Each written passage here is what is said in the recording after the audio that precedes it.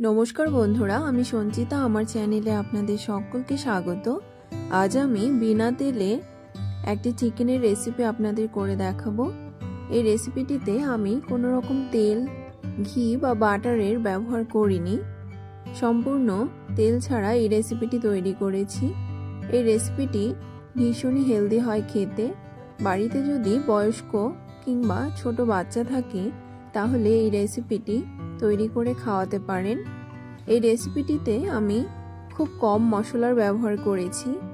এই গরমে একদম পারফেক্ট একটি চিকেনের ঝোল আমি আজ তৈরি করে দেখাবো।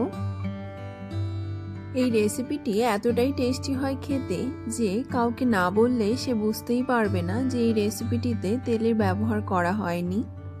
তো আসুন দেখে নিন আজকের এই তেল ছাড়া চিকেনের ঝোলের রেসিপিটি।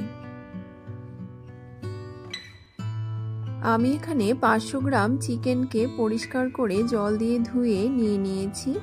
আর এখানে 3টে আলুকে টুকরো করে কেটে নিয়েছি। এবার এতে দিয়ে দিয়েছি 2টো মাঝারি সাইজের পেঁয়াজ স্লাইস করে কাটা।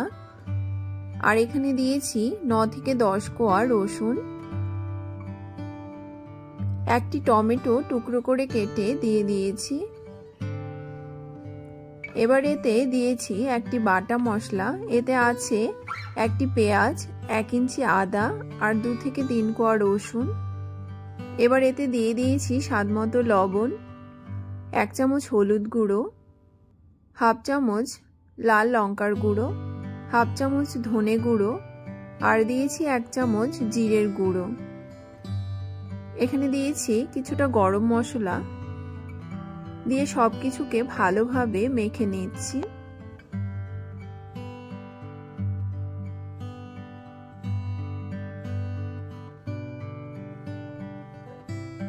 চিকেনকে ভালোভাবে মেখে নেওয়া হয়ে গেলে একটি ঢাকনা দিয়ে 15 মিনিটের জন্য রেস্টে রেখে দেব। 15 মিনিট হয়ে গেলে গ্যাসে কড়াইটিকে বসিয়ে দিয়ে গ্যাসের ফ্লেমটিকে কমিয়ে 5 থেকে 6 মিনিটের জন্য হতে দিতে হবে।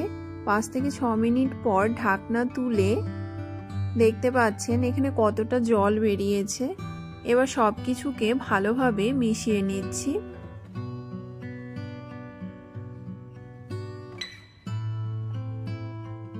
এই সময় গ্যাসের ফ্লেমটাকে বাড়িয়ে দিয়ে সবকিছুকে একটু ভেজে নিতে হবে।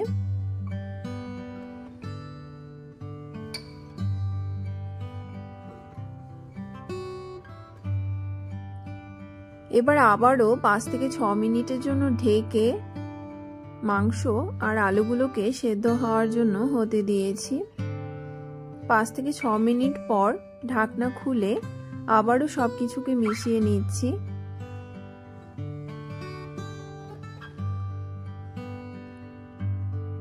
এবার ভালো করে মাংসকে কষিয়ে নিতে হবে।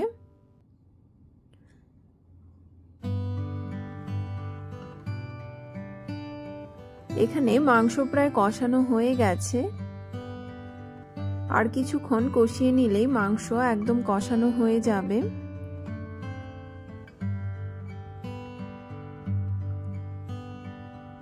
এবার পরিমাণ মতো জল ঝোলের জন্য দিয়ে দিয়েছি। দিয়ে সবকিছুকে আবারও ভালোভাবে মিশিয়ে নিচ্ছি। ঝোল এখানে ফুটে এসেছে।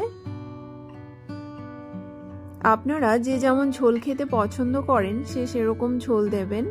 আমি এখানে একটু পাতলা ঝোল রেখেছি।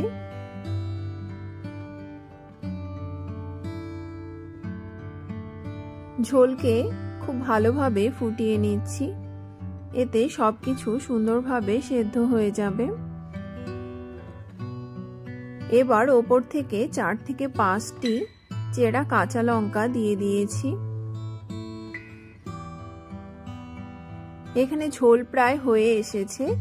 এই সময় আমি এখানে দিয়ে দিয়েছি সামান্য গরম মশলার গুঁড়ো, দিয়ে আবারও ভালোভাবে মিশিয়ে নিচ্ছি। এবার 4 থেকে 5 মিনিট হালকা আঁচে একটু ফুটিয়ে নিলেই মুরগির মাংসের ঝোল একদম তৈরি হয়ে যাবে।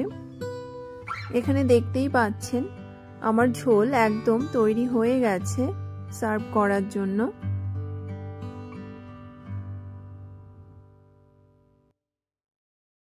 তো বন্ধুরা দেখতেই পাচ্ছেন চিকেন থেকে কতটা তেল বেরিয়েছে। কাউকে না বললে সে বুঝতেই পারবে না যে এই চিকেনের রেসিপিটিতে একদম তেল ব্যবহার করা হয়নি। এটি এতটাই হেলদি আর টেস্টি হয় খেতে যে দুপুরে গরম ভাতের সঙ্গে এরকম পাতলা চিকেনের ঝোল হলে এক থালা ভাত খেয়ে নেওয়া যায়। আপনাদের যদি এই চিকেনের রেসিপিটি ভালো লেগে থাকে তাহলে আপনারাও এইভাবে বাড়িতে তৈরি করে খাবেন। এটি শরীরের পক্ষে ভীষণই ভালো। আমার এই চিকেনের রেসিপিটি যদি আপনাদের ভালো লেগে থাকে তাহলে আমার চ্যানেলটিকে সাবস্ক্রাইব, লাইক, কমেন্ট এবং শেয়ার করতে ভুলবেন না যেন।